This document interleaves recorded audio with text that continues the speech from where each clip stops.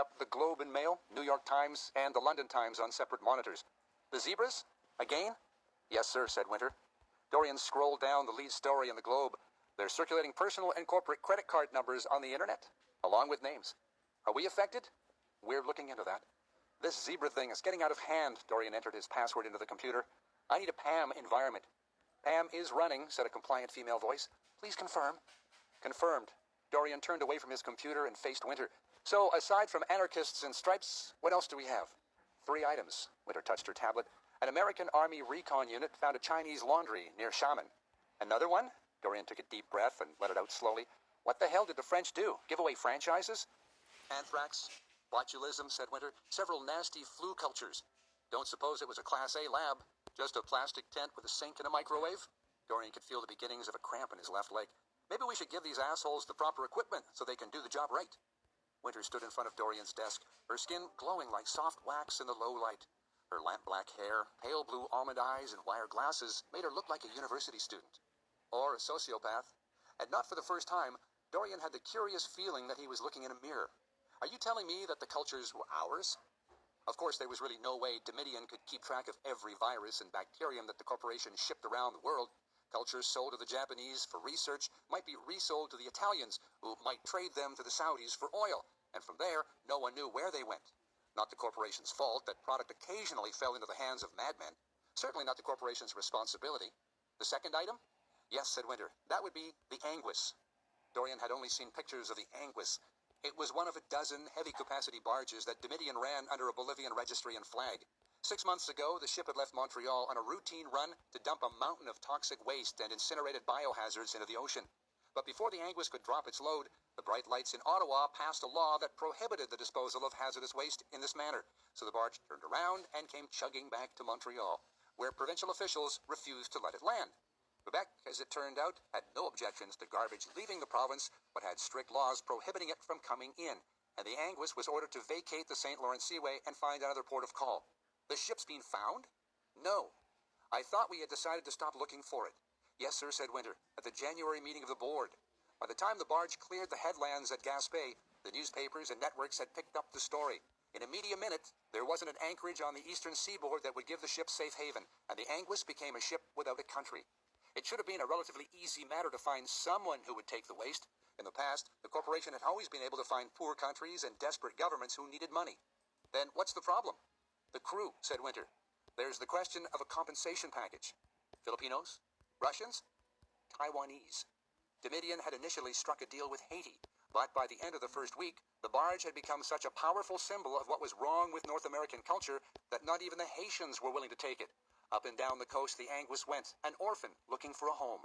The barge had been off the coast of Brazil when a rare subtropical cyclone punched its way out of the Caribbean. Subtropical storm Nora did only minor damage to the coastline, but when the storm finally settled down into a series of cranky squalls and tropical depressions, the Anguis had vanished. I suppose we could announce some kind of package. Winter looked at her tablet. Shall I have accounting put the figures together? Let's start with the announcement, said Dorian. We can revisit compensation itself at a later date. Yes, sir, said Winter. Revisit at a later date.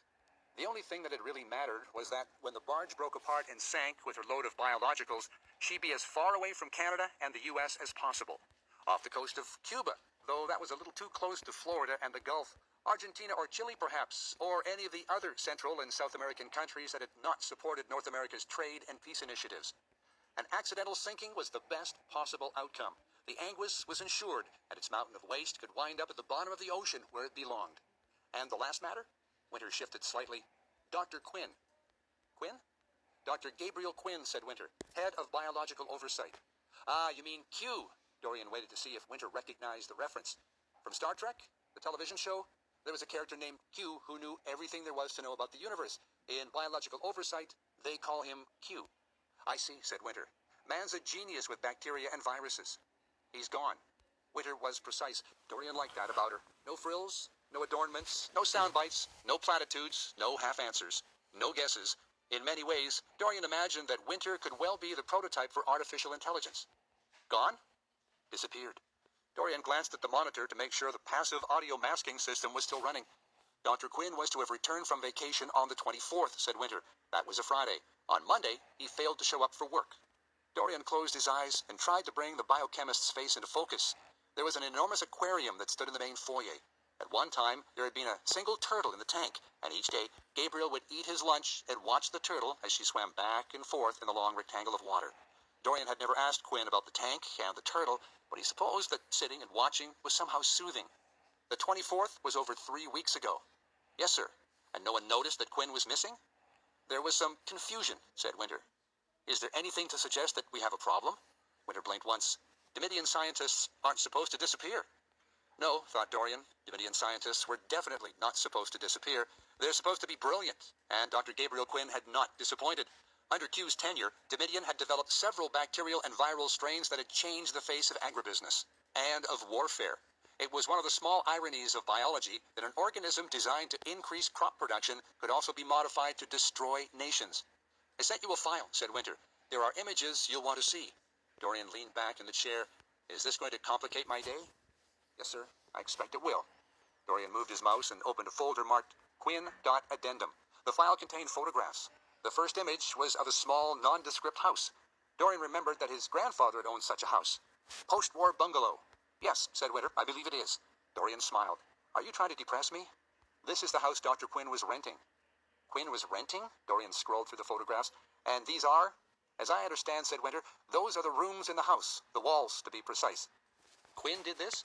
Every wall, said Winter. The landlord called our community liaison office to complain. Dorian remembered the day the turtle disappeared. A large sea turtle, as Dorian recalled, with a strange indentation in its shell, as though it had spent its life bearing a heavy load. Along its neck was a dark red slash. When Dorian had first seen the mark, he thought the turtle had been injured, but it wasn't blood, just a color abnormality in the rough skin near the creature's head. The reptile wasn't of any value. Still, things weren't supposed to vanish from Dimidian. Security had investigated, had issued a memorandum concluding that the turtle had somehow climbed out of the tank, wandered off somewhere, and died. It was the only explanation that made any sense, the only explanation that satisfied everyone. Gabriel, Dorian recalled, had continued to eat his lunch in front of the empty tank with its blue water, thin green plants, and bright white sand, as though he expected the turtle to return. Dorian stared at the images on the monitor. He wrote on all the walls? We think it's a list, said Winter. A list of what? We're not sure, said Winter. Chernobyl, Idaho Falls, Chalk River. Dorian read the names on the screen. Pine Ridge, South Dakota? It's an Indian reservation, said Winter. It was used as a bombing range during World War II. Rocasho and Lanyu? Nuclear and biological waste dumps. Renaissance Island. Dorian's face softened, as though he had run into an old friend. The Russian anthrax facility. Yes, sir. Has security seen these photographs yet? Security took the photographs. Dorian tapped the screen with his finger. This is disturbing. Yes, sir, said Winter. It is. The image on Dorian's monitor showed a 4-burner electric stove and a green refrigerator. On the wall above the sink, Gabriel had written, Bhopal and Grassy Narrows. Do we know what any of this means? Winter's eyes remained passive. The board was hoping that you might have some ideas. The fatigue had returned. Dorian rubbed his neck and dug his thumbs into the muscles at the base of his skull. Perhaps a little pain would chase the weariness away. If you scroll to the end of the photographs, there's one that you should see. I'm supposing that this isn't going to be good news either. No, sir, said Winter. I don't believe it is. Dorian worked the mouse. Each new photograph was of another wall on which Dr. Quinn had written, except for the final photograph. That photograph wasn't of a wall at all. That's the front door. I might also have it sped Dorian up. sat up in his chair. Suddenly, the fatigue was gone. The front door. It's a bit too slow still, So though. far as we can tell, said Winter, this is the last thing that Dr. Quinn wrote before he disappeared. See, this is interesting. I should learn how to Quinn's read. number 2 in biological oversight? Dr. Warren Thick. All right, said Dorian. I want Thick in my office at 10 tomorrow. I want to know where Quinn went on his vacation, and I would like us to find him as quietly and as quickly as possible. For the rest of the morning, Dorian worked his way through the papers on his desk. Yet, try as he might, he couldn't work up any enthusiasm for the jobs at hand. He had had days like this before, days when even the optimism of science and business couldn't carry him past the suspicion slipped through his hands. Such concerns would pass, of course. They always had. Maybe it was time to do something about the empty aquarium in the lobby. There had been talk about fish. He had even ordered an illustrated catalog, had been tempted by the color plates of the saltwater species. But each time Dorian tried to imagine schools of blue-face angelfish, cinnamon clowns, green chromises, flame hawkfish, and black tangs all swooping and darting about, the thought of all that motion and flash left him feeling disquieted and anxious. The turtle had been trouble enough. He never understood what Gabriel had seen in the turtle. The animal had spent its life bumping against the glass as though it expected to find a way to escape. Then, somehow, unexpectedly, it had. And it was only after it had vanished that Dorian realized just how much he appreciated the simplicity and silence of empty water. Chapter 3. Sonny stands by the pool, the tool pouch hanging on his hip, and looks out over the beach. On a clear day, you can see all the way to eternity. That's what Dad says, from here to eternity. Right now, Sonny isn't trying to find eternity. He's watching the old guy lying on the beach, pretending to be dead. Again.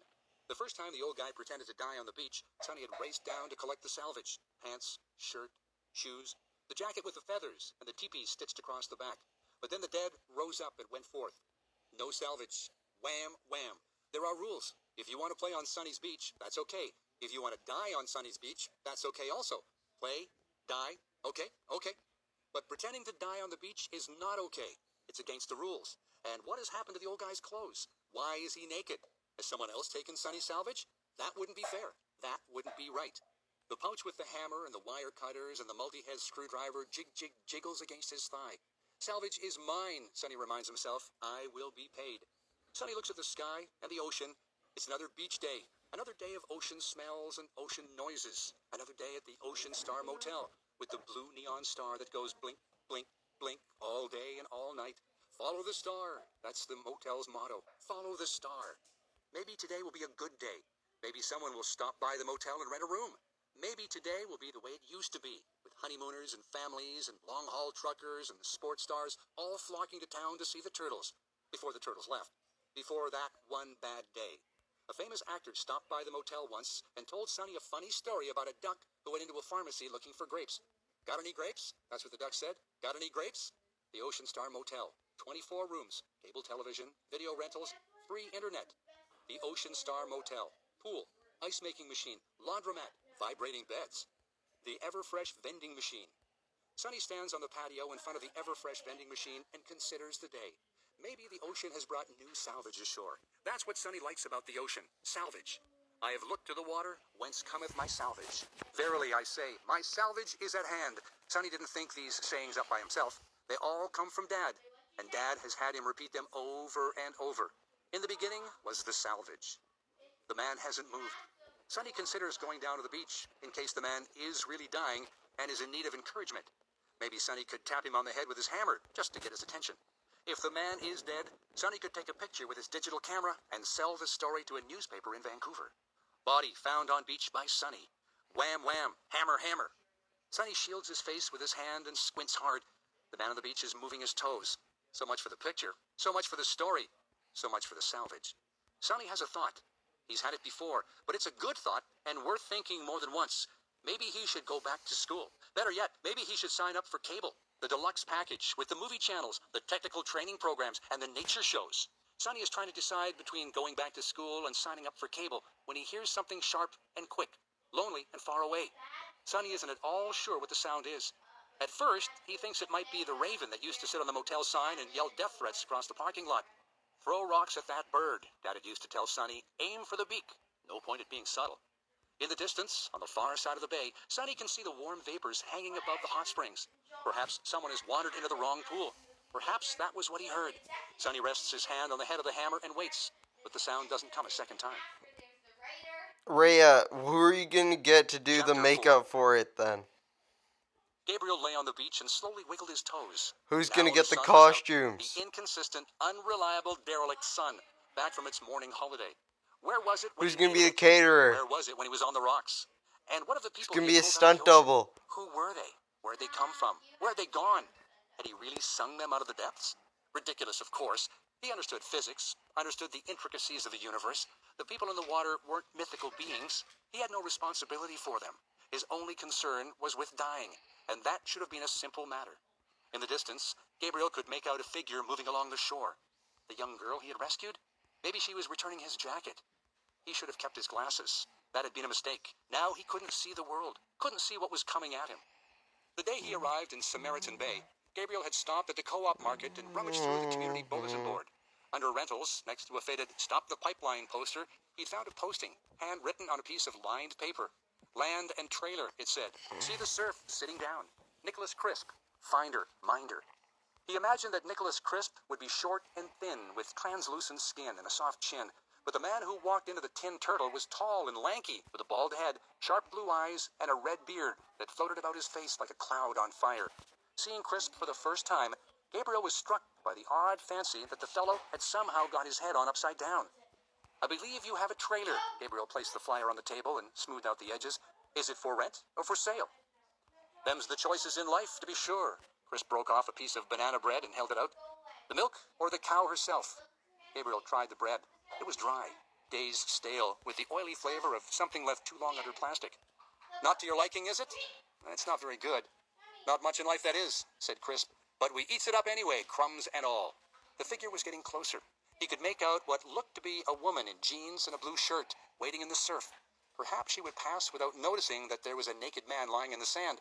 Not that he cared if she found him, not that he cared in the least, but you could never count on people. Sometimes they avoided things that were out of the ordinary, and other times their curiosity would float them into deep water. He watched as the woman left the surf and came towards him. "Hello." Gabriel propped himself up on his elbows, scooped sand into his groin, and tried to look stoic and fierce. "I'm naked," he shouted, "just so you know." "Yes," said the woman, sounding neither curious nor concerned. "I can see that." He couldn't make out her face, couldn't tell if she was beautiful or plain, or if she was young or old, kind or cruel. "I found this on the beach," she said, holding up her shirt. "Is it yours?" "I was on the rocks." "Yes," she said. "I've seen you out there several times." "I'm trying to kill myself." "You're not very good at it." The woman gestured at his groin. "And you missed a spot." Gabriel rummaged in the pockets of the shirt. The photograph was still there, soggy and soft. So were his glasses. He wiped them off, put them on, and the world leapt into focus. "I'm Mara," said the woman. "Mara Reed." The shirt was wet and heavy and cold, but he slipped it on anyway, trying not to disturb the pile of sand on his lap. "Gabriel," he said. "Gabriel Quinn." The trailer was an aluminum lump parked hard against a stand of Douglas fir and hemlock. It had been silver at one time, but the salt spray had skinned it gray. Gabriel wondered whether, if you rubbed the sides, a genie might pop out. "Flying cloud she be," Crisp said, as they walked around the trailer the next morning. Bath with a shower, stove and fridge, dinette, television with selected videos, and a bedroom with a view. "You know trailers from trawlers?" "No. Nothing much to know. Simple they are. Not like a house. Now there's a pox. A house, you see, don't want to move. Once she's built, she figures to stay put. A trailer's more compliant. He doesn't like where ye have come ashore? Well, just drop the hitch on the ball and away ye go. Trailer's the better companion. Happy on the road or off. All love for ye and your caprices, and no complaining." Through the quartering fog, Gabriel could see a blue glow twinkling in the distance. Ocean Star Motel, said Crisp. "The boy's poorly lit, but a sweet neighbor." He waved a hand over the water as though he expected the sea to part. "The Apostles is good exercise at low tide, if ye have no aversion to climbing about on carcasses and bones. But watch your back. The sea's a shifty slut. She'll tide in behind and suck ye up in a salty slurp. I'm not sure how long I'll stay." "There's wisdom enough in that for shirts and pants to fit us all." Crisp ran a hand through his beard, and it crackled and flashed in the pale light. "Will you be needing a chair?" "Chair?" "For the deck," said Crisp, "so you can sit and imagine to have some say in creation. Would you object to such an assembly?" "No, a chair would be nice." "And what will it be?" Crisp clapped his hands together. "1 for solitude, 2 for friendship, or 3 for society?" Gabriel tried to remember if Thoreau had had a preference. "1 should be enough," he said. "Then I'll do that. Nothing illustrious or imposing, mind you. Won't charge for the improvement, and I'll still give ye the fugitive rate." "Fugitive rate?" Crisp stepped in closer and lowered his voice. It came with the smell of garlic and wet wool. "Folks used to come to the bay for all manner of reason. Vacations, festivities, family, friends, all that before the ruin, of course. Now most of what gets washed up on this parcel of purgatory were a fugitive, broadsided, blistered, and bleached. It's a fine trailer. Of course, it's impolite to ask a man what's disturbing his shadow, and sometimes a man don't know precisely what set him on the hurry. But when he gets here, he's clean at a run. For here be the land as we stand, and there be the water as we see. I'll take it." "Birds," said Crisp, holding his arm out so that his coat caught the wind. "We might have prospects for an escape, if we be birds." Crisp came by the next morning. "If you have a chair, a rocker is what's required," he said, as he dropped the tailgate of his pickup, "like riding an ocean swell, or resting safe in your mother's arms." "You made this?" "We used to sit on the ground," said Crisp, "and we used to walk on all fours. This is a nice chair, and for all the good truth will do us, we were happier then." Crisp walked to the edge of the deck. "Have ye a name somewhere about your person?" Gabriel nodded. "Several. A name for every occasion," said Crisp. The Indians do such a thing, I'm told. Collect names as they're earned or as they appear. In that, I'm a poor man with but one name to drag about. Nicholas is a fine name. It covers a territory, it does. Saint Nick, Old Nick, Christmas and hell, and all the bleeding nicks of life in between. Gabriel. Mostly, I'm called Gabriel. Gabriel! Crisp's voice rushed through the trees like a truck in a tunnel. Now there's thunder and storm.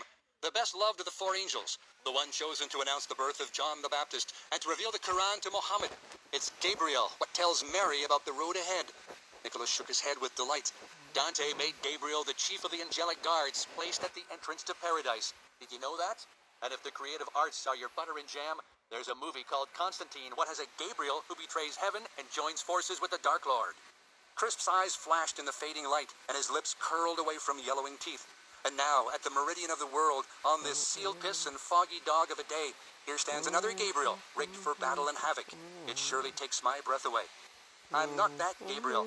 Yet, here ye are, said Nicholas, grabbing Gabriel firmly by the shoulders. Here ye are. Gabriel, said Mara, pausing on each syllable like the left-handed twin. The dog came shuffling back, dragging Gabriel's pants with him. They were colder than the shirt, full of sand. Or do you want to kill yourself? Putting the clothes on was a mistake. The chill sank into his bones, and the sand rubbed at his skin with every breath. The sun was weak, the wind off the ocean fresh and brittle. The dog leaned up against Mara's leg and began testing her ankle with his tongue. Sold, Gabriel told the dog. No licking. Mara smiled. His name is Sold? The dog whined and looked up at her, his face bright with expectations. Gabriel rubbed the dog's neck and fingered the weather-worn collar. The tag is corroded, he said. Sold is all you can make up. So he's not yours? Gabriel could feel his clothes tightening around him. He likes to follow me. You need to find him another name, said Mara.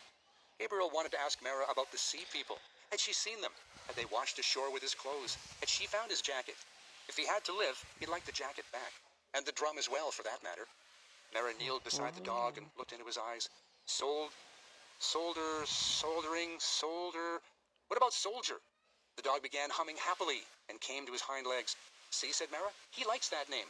Sure, Gabriel shrugged. If that's what he wants. The dog rolled in the sand and farted.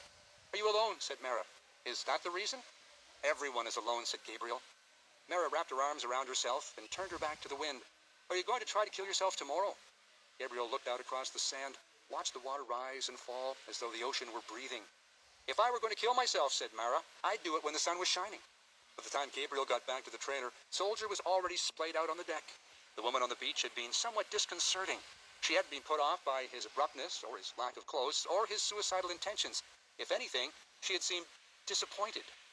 Gabriel took out a black marker and wrote SS Mont Blanc on the edge of the deck. Next to it, he wrote SS Emo. 1917, he told the dog. Over 2,000 people killed, 9,000 injured. The pressure wave bent iron rails and demolished buildings. The dog struggled to his feet, hobbled over to the chair, and put his head in Gabriel's lap. Wisps of high fog began floating through the trees. Gabriel understood the hydraulics. Warmer inland weather sucked the moist air from the ocean in across the land, and the differences in temperature caused condensation to form. Okay, he said to the dog, you pick one. Soldier sat up and grumbled. West Anniston Creek? Gabriel took the marker out again. Yes, he said, that's a good one. That's certainly one of my favorites. But the dog had lost interest in the game. He limped away and lay against the door of the trailer. Gabriel stayed on the deck and tried to remember how many people had died in the Bengsihu colliery disaster in China. While below on the beach, the fog moved back across the waves and turned the world the color of soft lead. Chapter 5. Dorian sat in his office, speed-reading a Japanese study that measured toxicity in furniture, and wondered once again if his health issues might be related to the bed that he and Olivia had purchased.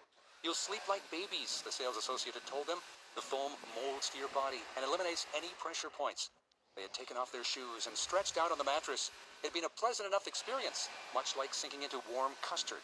But when the new mattress arrived and the plastic wrapping was removed, their bedroom immediately filled up with a violent odor that irritated their eyes and set the both of them to coughing. Olivia opened all the windows, but the room remained unbearable, and they were forced to take their books and pillows upstairs and sleep in the guest quarters. The next morning, Dorian called the store.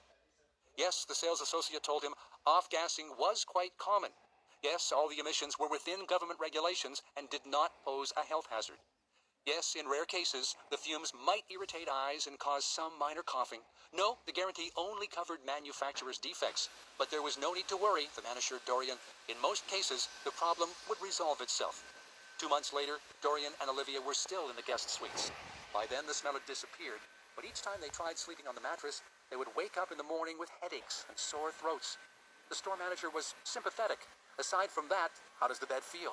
Well, it's comfortable, Dorian admitted. A little warm for my liking, but comfortable. And that's the most important thing, isn't it? As a token of the company's commitment to customer service, the manager gave Dorian 20% off on a special mattress cover that protected the bed from moisture, but still allowed the foam to breathe. We recommend this cover for people with heightened sensitivities, and it reduces the incidence of dust mites. Dorian put the cover on that evening, and over the next 2 weeks, the headaches did go away. The sore throats continued for a while longer. Through the glass partitions, Dorian watched Winter step off the elevator and come along the corridor towards the office. The woman had the unsettling ability to move through the physical world as though it didn't exist. Do you know anything about organic mattresses? Winter tilted her head to one side as though she had been asked a question for which there was no good answer. Olivia and I have to get a new mattress. We're thinking we might try natural latex. I spoke with Dr. Thick. Winter adjusted her glasses and consulted the tablet. He'll be here tomorrow. Probably thinks I want to talk to him about the biofuels position. Yes, sir, said Winter. He did mention biofuels. Dorian snorted. Cold day in hell. And it appears that Dr. Quinn didn't go anywhere for his vacation. He stayed in town? Archives, said Winter. Dr. Quinn spent his vacation in archives. Dorian rubbed his eyes. The ringing in his ears was back. Our archives? Yes, sir. Access to archives is restricted. It is, said Winter. Did I authorize such access? No, sir, said Winter. You did not. Then how the hell did he get in? Archives were reorganized in the last restructuring. Winter slid a finger across the tablet several times. Currently, we have no staff in archives. Security footage? Computer records? We're going through everything now, said Winter. An initial assessment indicates that Dr. Quinn was interested in the files on Klebsiella planticola. Klebsiella planticola? The SDF-20 variation. Dorian turned to the monitor. PAM environment, he said, speaking clearly and distinctly. I'd like a PAM environment now. Klebsiella planticola, or SDF-15, was a naturally occurring bacterium that grew in the root systems of every plant in the world. In the 1990s, a German company genetically modified the original bacterium to allow it to accelerate the decomposition of plant litter and produce alcohol as a byproduct, SDF-20. Dorian remembered how the first reports had electrified the agribusiness community. But while SDF-15 was a beneficial bacterium, the genetically modified version, SDF-20, turned out to be an environmental nightmare. It was about to be approved for general use when a team of scientists at Oregon State University ran independent tests and discovered that SDF-20 killed all plant life. Had it been sprayed on fields and then spread by the wind and birds and irrigation runoff, it could have meant the eventual destruction of all plant life on the planet. He might have been reviewing laboratory notes, said Winter. I understand that he was quite dedicated to his work. Dorian pressed a finger against his temple. The ringing in his ears was more pronounced now. He had spoken to Toshi about this at the last visit. He would have to mention it once again. Would you spend your vacation in archives? Winter took a moment to process the question. No, sir, she said. I don't believe I would. SDF-20 was one of those mistakes that gave agribusiness a bad name and got the public up in arms about genetically modified organisms. What the average family didn't know was the extent to which genetic modifications were already a part of the products that they found on grocery shelves. Nor did they know that it was much too late to turn back. Dorian had seen the studies. Most of the soil in the world was exhausted. In California's Central Valley, on the northern plains, and in the Midwest, it was dead. Years of pesticide use and agricultural stress had stripped the land of all its nutrients and its disease-suppressing bacteria, fungi, protozoa, and nematodes. The only way these soils could support any kind of growth was through the extensive use of artificial fertilizers. Like it or not, without the initiative and vision of companies such as Dominion, the world would starve. What the average family did need to understand was that research and innovation in maintaining food production was expensive, and that companies had the right to expect a reasonable return on their time and investment. Dorian came out of his chair and paced the room. I want Q's house sealed. Already done. I want a full biography back to the day he was born. I want security to review all footage for the month before he disappeared. I want to know why he was in archives and exactly which records he accessed. Winter stood as still as a statue, her finger flying across her tablet. And I want Quinn found. Find Quinn, said Winter. I want him found now. Dorian watched Winter walk down the glass hallway. Then he turned back to the screen and brought up the photographs of Quinn's house. The writing on the walls was neat and organized, the penmanship exemplary. He scrolled forward to the bedroom. A small, dark dresser stood against one wall. There was a bed, a nightstand, and a reading lamp. The mattress and the box spring looked thin and uncomfortable, not natural latex, just a fugitive from a big box store. Dorian magnified the end of the bed to see if the thing even had a brand name, but all he got for his efforts was a screen filled with black and white pixels. Chapter 6. Mara had risen early that morning to go down to the river. It was an old ritual. Her mother and grandmother had begun each day in this manner, standing on the bank, touching the water, sprinkling tobacco on the current. It was a reminder of the relationship that human beings had with the world, as well as a practical routine for ensuring that everyone got out of bed in good order.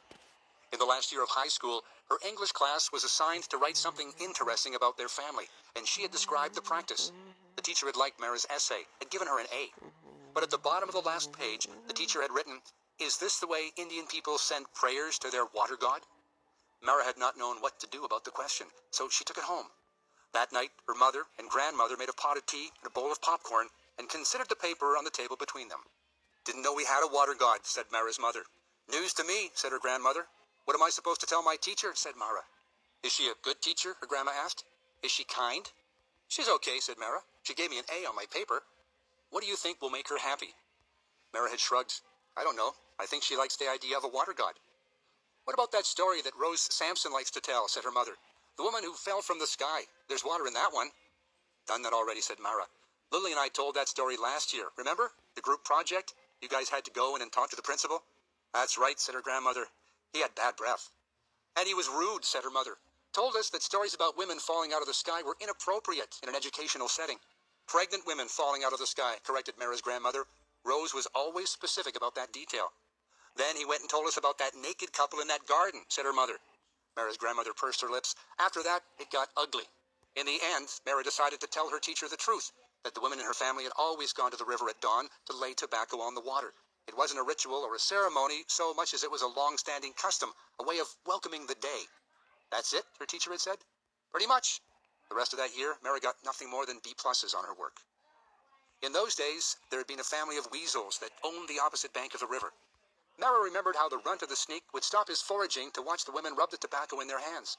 It would dash back and forth over the rocks, trilling happily as the brown strands floated in the air and settled on the water.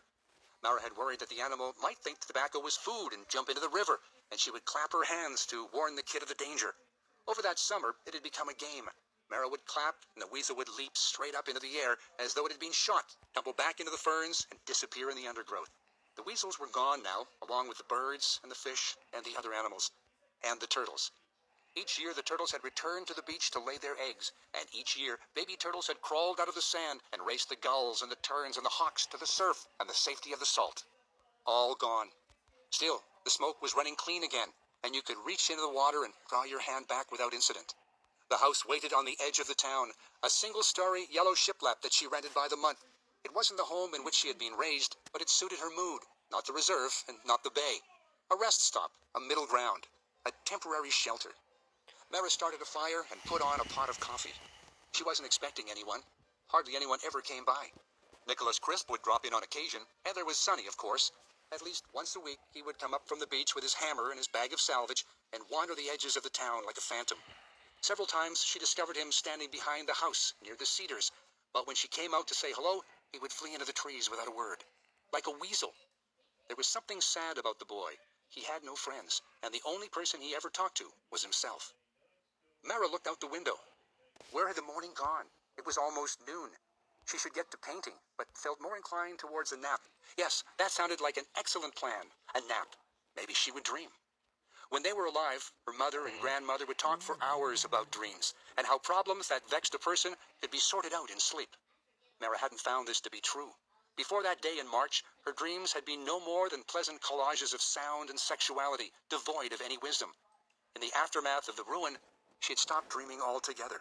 Mara took her cup out to the porch, along with a quilt, in case the day turned damp and cold, and sat down in the white wicker chair. She could see Samaritan Bay laid out in the light, the church, the stores, the shops along Station Street, the wharf, and the Ocean Star Motel off in the distance. Some days when the fog was in, the town would disappear, and all you would be able to see was the top of the church spire and the neon star of the motel. It was a scene she might have painted. She could remember the days when tourists flocked to the bay for the season, could remember how the town had swelled with activity and noise. The endless festivals had been fun, but she didn't miss the press of people surging through the streets, pouring out into the beach in search of driftwood and shells, the more adventurous individuals hiking up to the reserve to bother the band with their cameras and incessant questions. There had been jugglers then, fire eaters, acrobats, magicians, and musicians who set up shop along the boardwalk each evening and entertained the multitudes who came down to the water to wait for the turtles and to watch the sunset. All gone. And now, after all this time, there was a man on the beach. Gabriel. That was his name, wasn't it? Curious. That was the name Lily's mother had used when she told the story, the woman who fell from the sky. Gabriel. Gabriel had been the left-handed twin, the one who had brought chaos to the perfect world that his twin had created, so that there would be balance. What was the right-handed twin's name? Or was Gabriel the right-handed twin? Where had he come from? People didn't arrive in Samaritan Bay anymore. They left. And if by some chance someone did find their way to this place, they didn't stay. Yet here was this Gabriel. Mara smiled as she remembered finding him naked on the beach. Was he really trying to kill himself, or just looking for attention? Mara held the cup in both hands. The warmth felt good. Perhaps if this Gabriel stopped by for coffee, she would ask him, or better yet, she would ask Soldier. All things considered, the dog looked to be the smarter of the two. Chapter 7. Sonny walks along the beach, swinging the hammer by his side. 1, 2, 1, 2, 1, 2, 1, 2.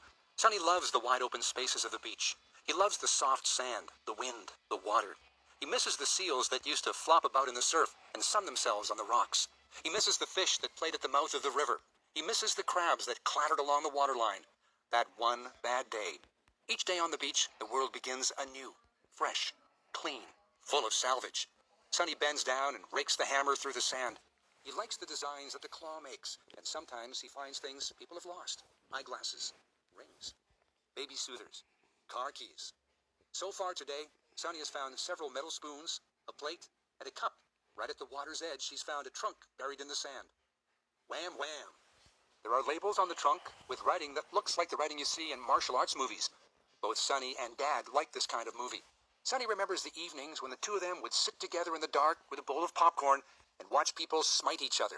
The trunk is very exciting, and Sonny tries to dig it out with his hammer in his hands. Dig, dig, dig, hammer, hammer, hammer. But the trunk is stuck fast, and Sonny will have to wait for the next high tide to float it free. In addition to the trunk, Sonny finds a number of turtle skeletons and shells. Big turtles, medium turtles, baby turtles. Sonny leaves these where he finds them. Finding dead turtle pieces on the beach is easy. Turtle pieces are not proper salvage. Sonny walks the shoreline until he gets to the wide channel where the smoke cuts through the sand on its way to the ocean. The river is looking better now. It's the color of water again. Sonny shakes his sack. Not a good salvage day. Maybe he should check the trail. Maybe today is a good day to check the trail to the hot springs. Beatrice Hot Springs. 9 descending pools of varying temperatures. There's one just right for you. That's what the brochure at the motel says. There's one just right for you. Other than the beach, the best place to find salvage is along the sides of the trail. The trail to the hot springs is steep, and Sonny has seen people stumble and fall. And when they stumble and fall, they can lose things. Wallets, cameras, towels, water bottles, cell phones. The list of things that people can lose on the trail is long and exciting. While Sonny likes the prospect of finding salvage on the trail, he doesn't care for the knotted shadows of the deep woods, and he doesn't like the disturbing sounds that follow him up the path. Wailing sounds, scratching sounds, hissing sounds, rocks running wild, ferns whispering to each other, roots spreading lies about Dad. Sonny follows the river back up to the beach, and when he gets to the large spruce tree that guards the trailhead, he stops dead in his tracks. Leaning against the tree is a drum. Sonny rocks back and forth on its feet. It's a drum for sure, an old drum that has seen better days, an Indian drum. Sonny has never found an Indian drum before. Sonny picks up the drum and wipes off the sand. It feels damp, as though it's been underwater, and when Sonny taps on the hide, it makes a soft dub, dub, dub sound that reminds him of his heart when he tries to go asleep at night. Dub, dub, dub. Sonny holds the drum to his nose and discovers that it smells like bacon. Not exactly like bacon, but something tasty that has smoke and fat in it. He can't wait to show Dad the drum. When Sonny shows Dad the drum, Dad will surely take him in his arms and say, "Behold my beloved son, in whom I am well pleased." Wham, wham, hammer, hammer. But while Sonny is savoring the certainty of Dad's love, he discovers he has fallen into curiosity. Where did the drum come from? Who left it there? What might the drum signify? Sonny knows that Dad isn't terribly fond of curiosity. Sure, Dad is a proponent of free will, and Sonny is reasonably sure that curiosity is one aspect of free will. But Sonny also knows that curiosity can lead to questions, and Dad has been firm about questions. Questions, Dad has told Sonny on numerous occasions, are the consequence of uncertainty and can lead to doubt. Doubt can turn into confusion. Confusion can foster disbelief. Disbelief can provoke anger. Anger can find its way to revolt, riot, and revolution. And from there, the world will quickly fall into calamity and chaos.